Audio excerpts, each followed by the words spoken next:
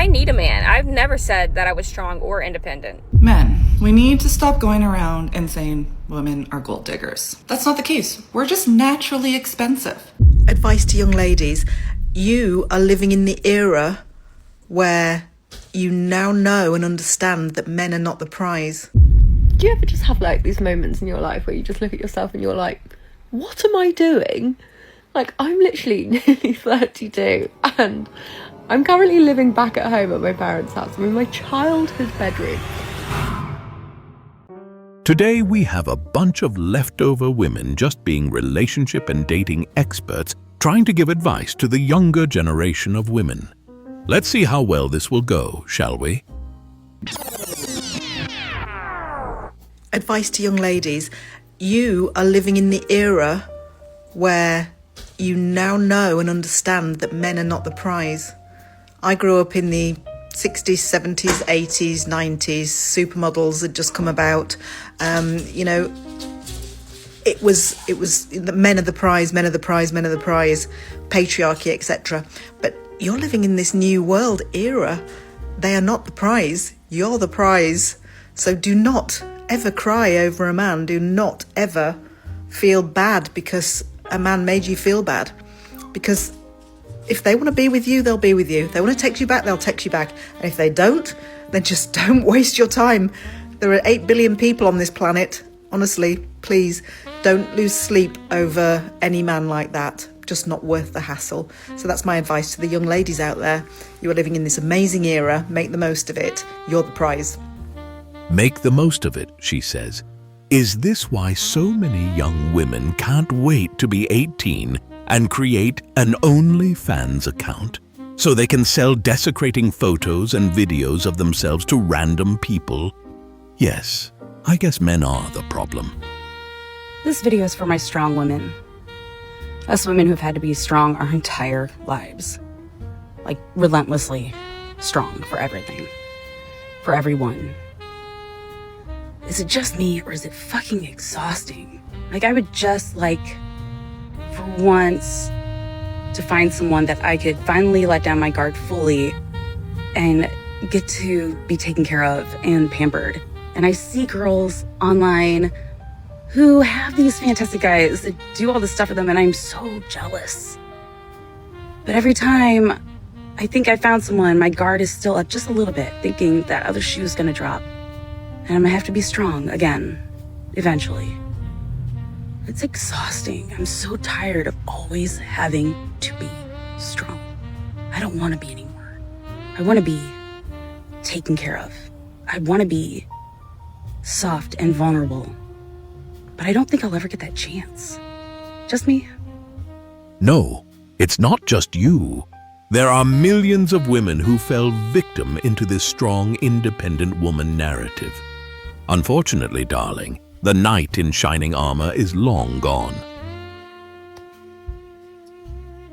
Men, we need to stop going around and saying women are gold diggers.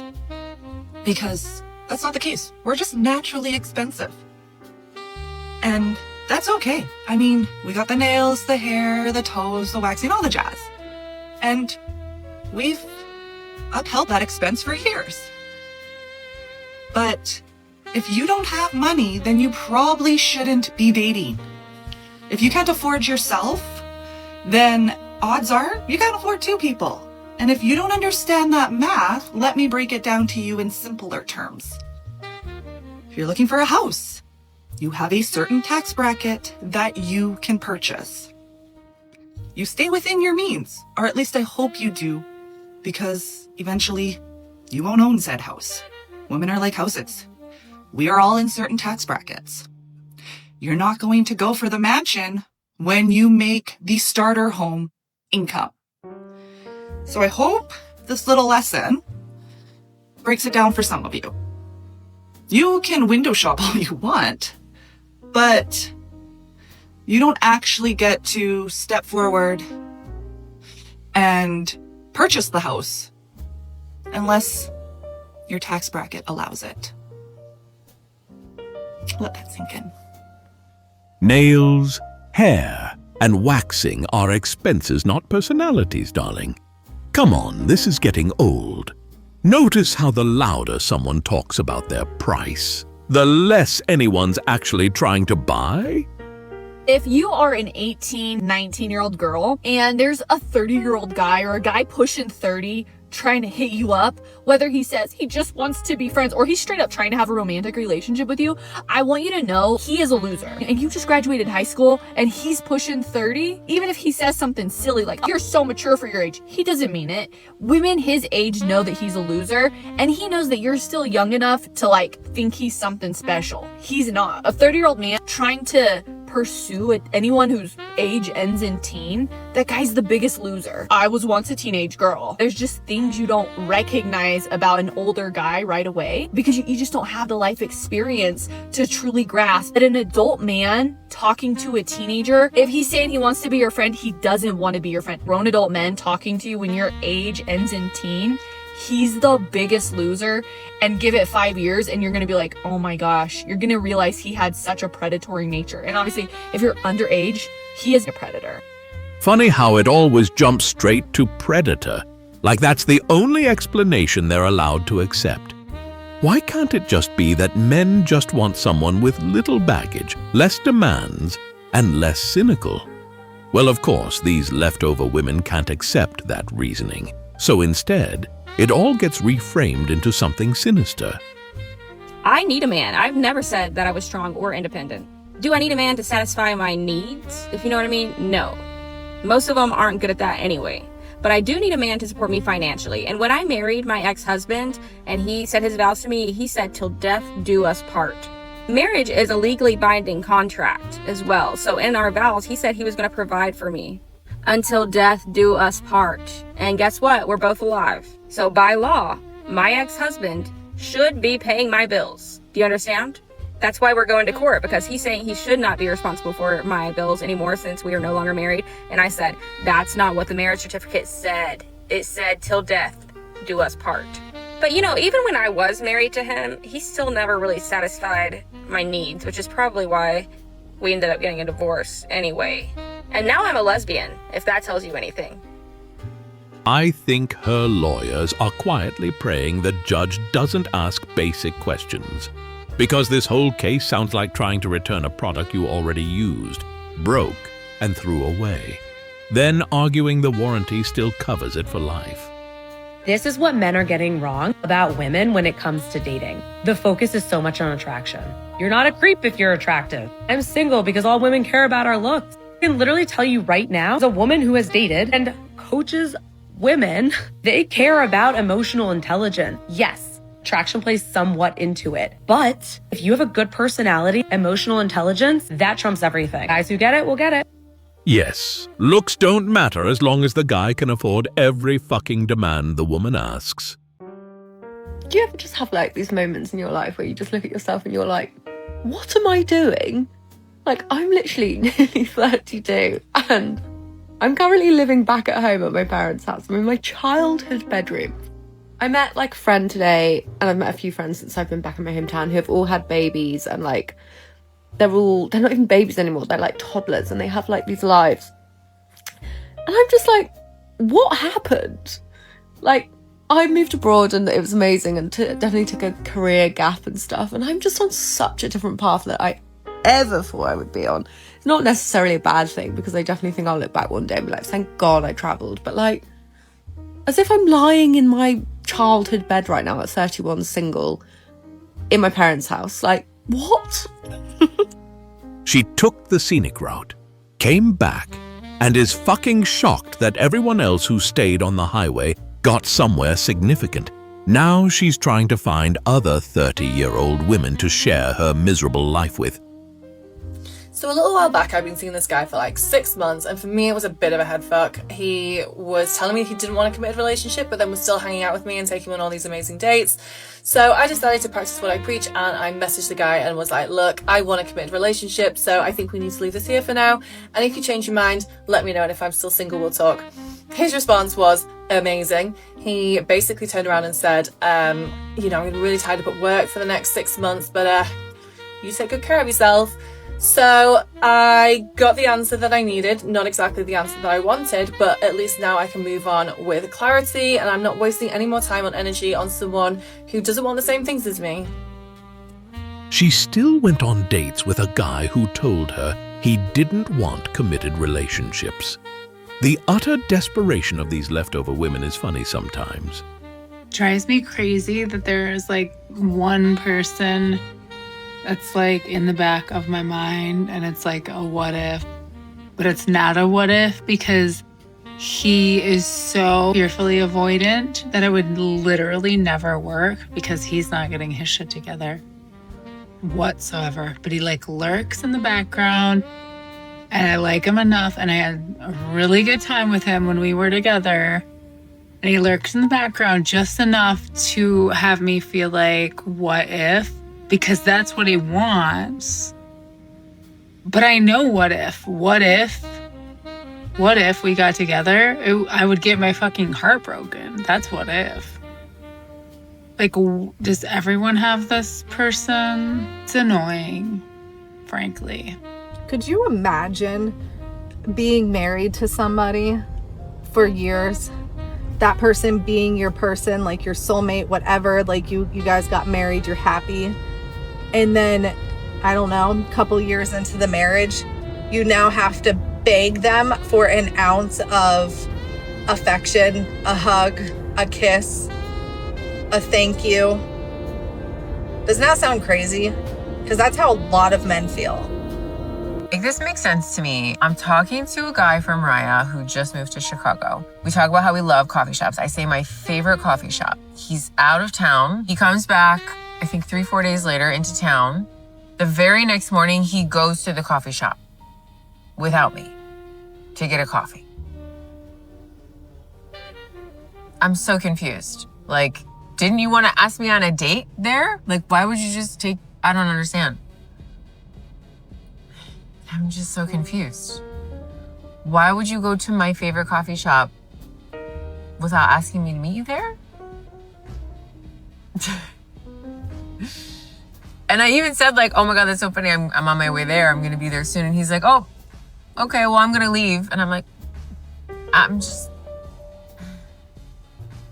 man, you confuse me as a species, really, truly. Here's one of the problems with dating in our society right now is that when you're on a walk, doesn't matter where, you can be like in the cutest area, the cutest, hottest people hang out there, and you're just like walking, and then you see a hot guy approaching, and he's wearing a hat and sunglasses, and you know he sees you, and you see him, and then the closer you get, you're like getting ready to be like, you know, not that will get you really anywhere, because who's stopping to be like, stop, your smile was so amazing, I have to flirt with you. Could happen, you never know. So anyways, you're getting close, the moment's building, and then you finally get close, and you look up to see the guy, and he looks at his phone.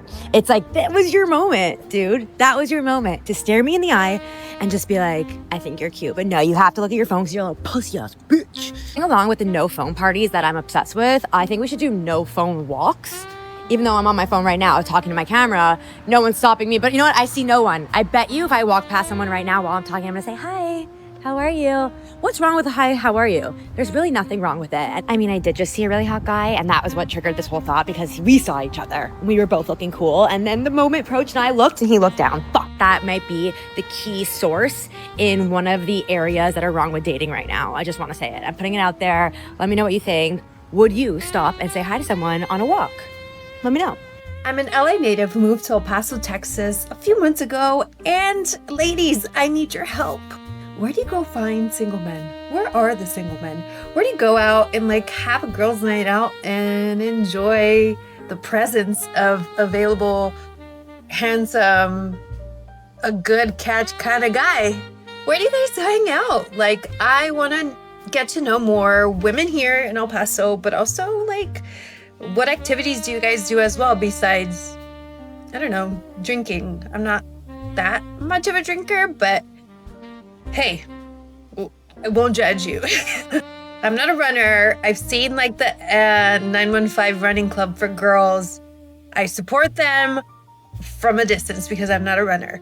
I'm sure there are other things I can get myself involved in, but I want to know what you guys do so I can look into them. Thank you. I'm sick of men stitching women's clearly sarcastic, absurdist content that's supposed to be satirical and making it serious and then making the women look stupid like this. You use Apple Pay. Honestly, just be so careful. I'm just gonna lay it out like this. When you use Apple Pay, that's real money.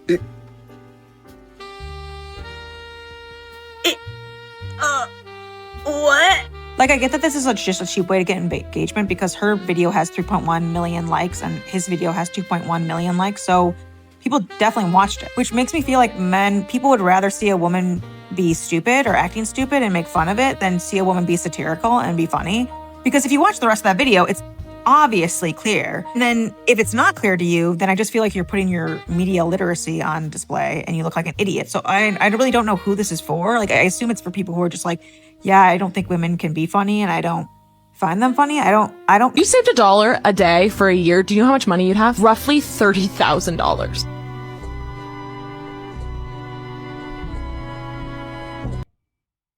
Me trying to calculate how to be funny.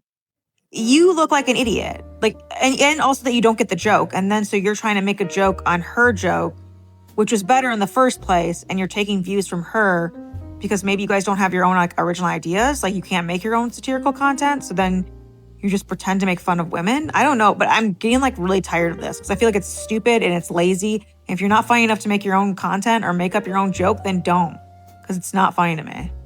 Okay, I have an honest question for men. If men feel, I've been told by many men, that they get screwed over in divorce, that they end up getting all of their money taken, they lose their house, they lose the rights to their kids.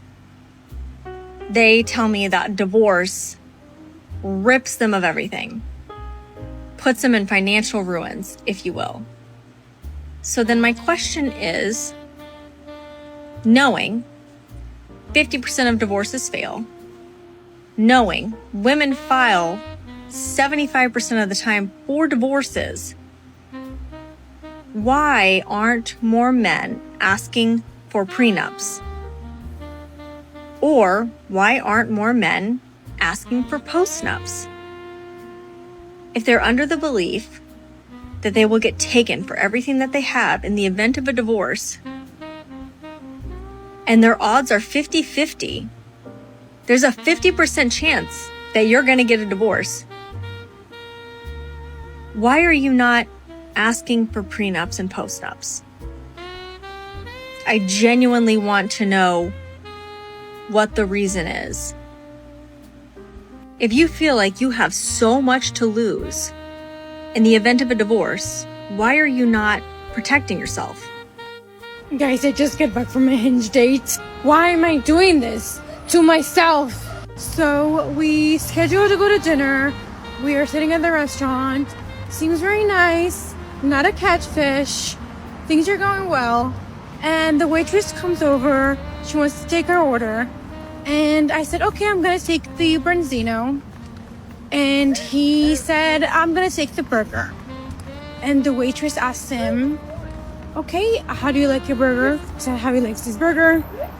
And do you want some cheese on your burger? And he asked, is this going to be extra? And she says, yes, it's $3 extra. And he said, okay, then never mind. Over there, and I'm like, what the actual fuck?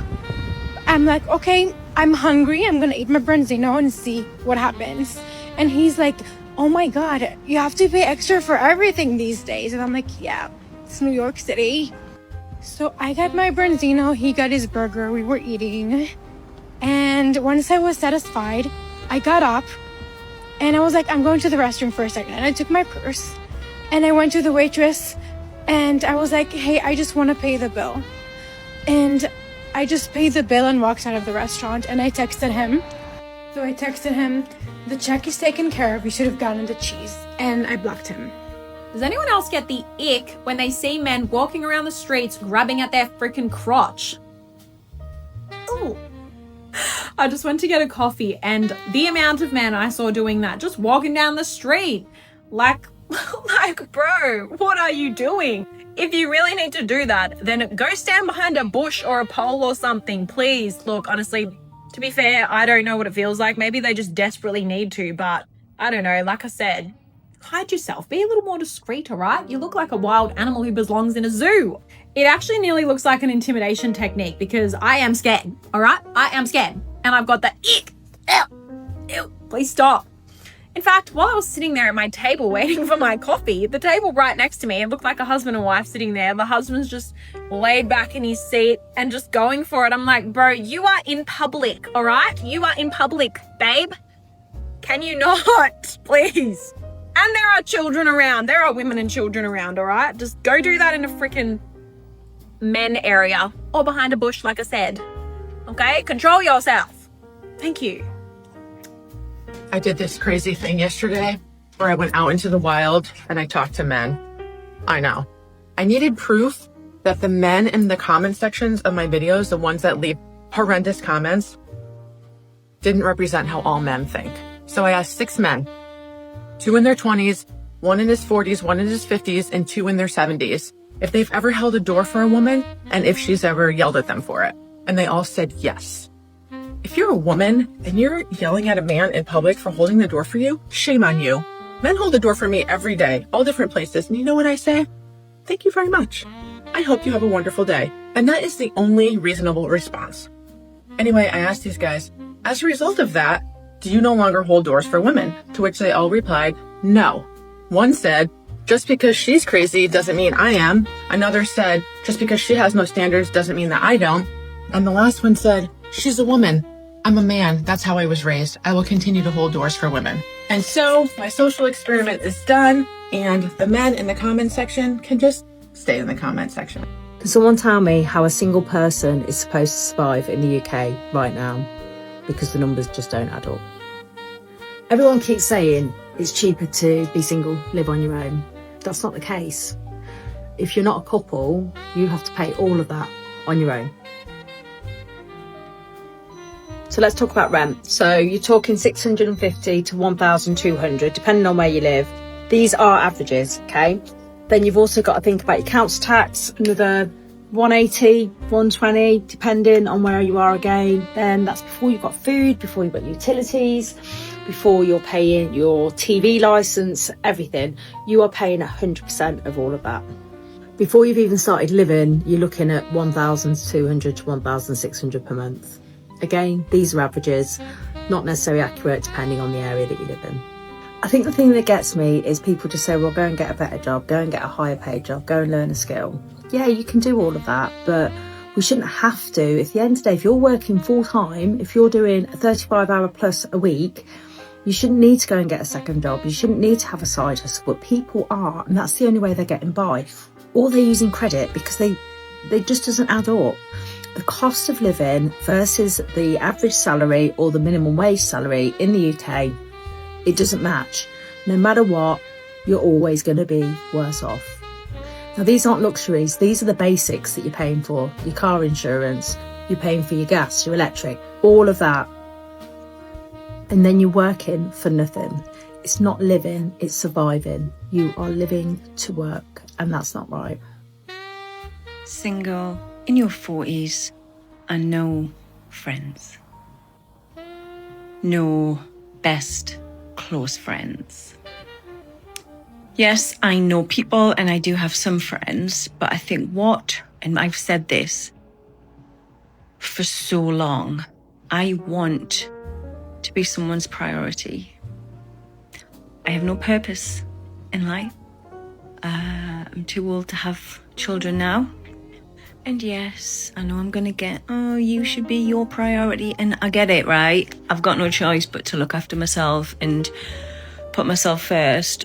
But I would kill to have a purpose, to be needed by someone, for someone to share with me something that's happening with them, or for me to be in someone's top 5 people.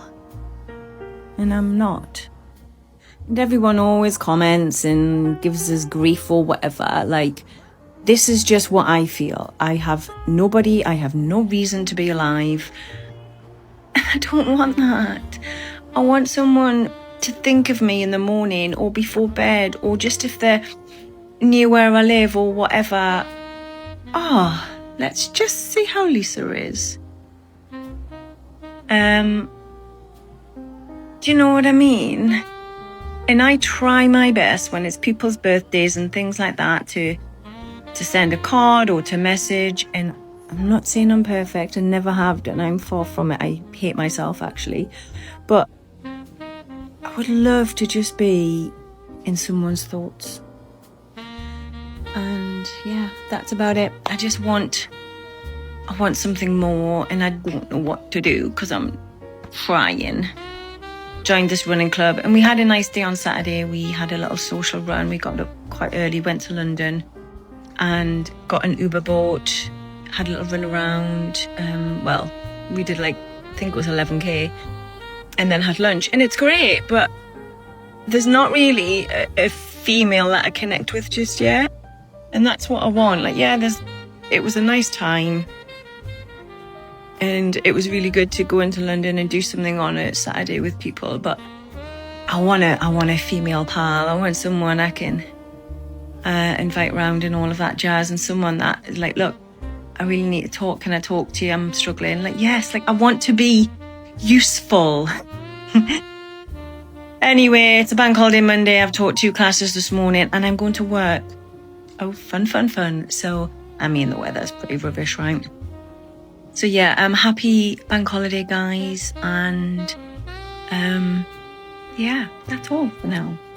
There's this really great video that I just watched. I'm going to try and tag the creator. He talks about how women would rather take 100% financial responsibility or pay for everything themselves than go 50-50 with men now. And he's critiquing, I think, a video where a guy is criticizing female logic, and he's saying that men don't experience men that want to date women don't know what it's like to date a man. They don't know that a woman's experience of a man could be so different to his experience of a man. He also talks about how men always want to put boundaries on things. Anything that looks a little too free, they want to start trying to control, And this kind of reminded me of content that I used to make, where I talk about how I don't really think that friends with benefits makes sense. I think that casual dating is kind of a scam most of the time. Not that you can't engage with it if you want to, but don't engage into it thinking that it's going to be better or easier than just having the standards for a committed relationship. Because you might think that, oh, well, I don't want commitment. I just want to have fun. I just want it to be easy. Isn't that what men want? Men only want that if it's easy for them, okay? And if it looks like it's easy for you too, you look a little too free, and they're going to find ways to put boundaries on you. They'll either try to get you to want to be in a relationship with them. They'll tell you they want to be in a relationship with you to get you to comply and then pull the rug out from underneath you. I've heard so many stories like this. Or they'll try to inconvenience you in other ways in order to try to have power over you. They won't show you the respect that they might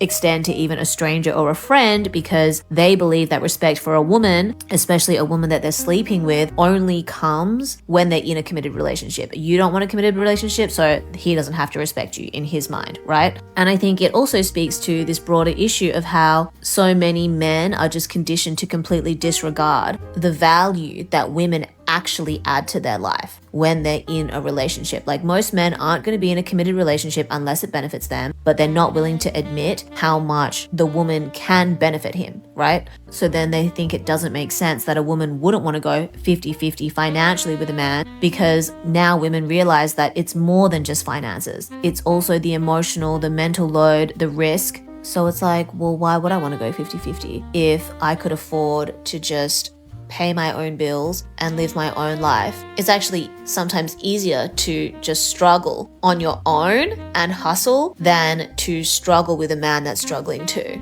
And even if men will help women that are struggling, they usually only do it because they are in a position of privilege, and being with the woman also benefits them in some intangible way that can't just be quantified on the job market. You know what I mean? Anyway, much to think about.